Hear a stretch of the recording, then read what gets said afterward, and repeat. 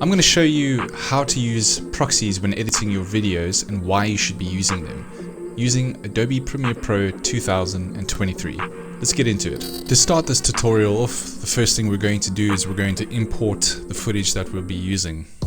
And that footage today I filmed on my Lumix S1H camera.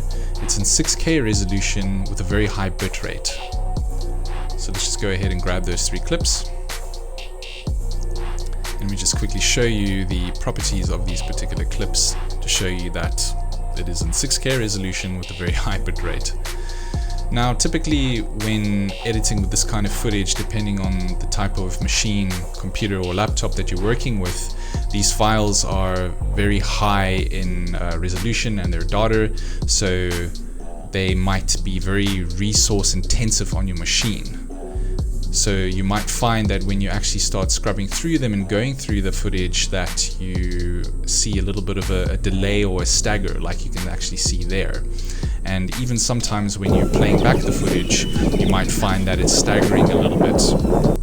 Now with my editing rig, I've got a pretty high spec PC, so it doesn't struggle as much with such high resolution footage. But for most people trying to edit 4K or 6K resolution, you might find that you get the stuttering issue when you are actually trying to edit on your machine. Now this is where proxies come into play.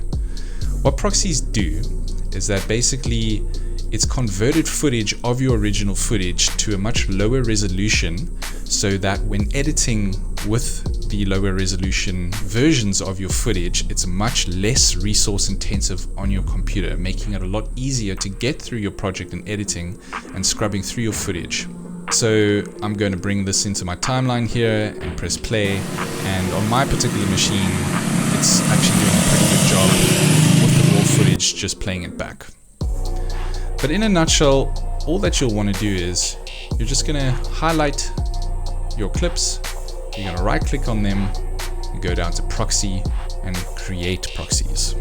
Now a little window will pop up here and it'll ask you what format do you want your proxies. Usually you can get away with just using usually you can just get away with using the default parameters over here, which is on the format is H.264, and your preset you can choose to do a low resolution proxy, medium resolution proxy, or high resolution. So for this we're just going to be using low, and then it'll ask you the destination of where you want these proxies to be made. You can just click over there next to the original media in a proxy folder. So basically it'll create a proxy folder in the folder where your footage is sitting, titled proxies. Then all you have to do is just click that and click OK.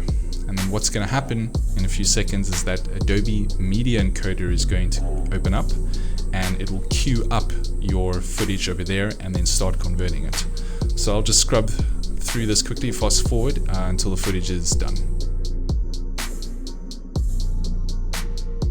Alright, so now that Adobe Media Encoder has finished converting the footage for us, what we can do is we can just go back to Adobe Premiere Pro, and now if I click on my footage, it's still using the full resolution files.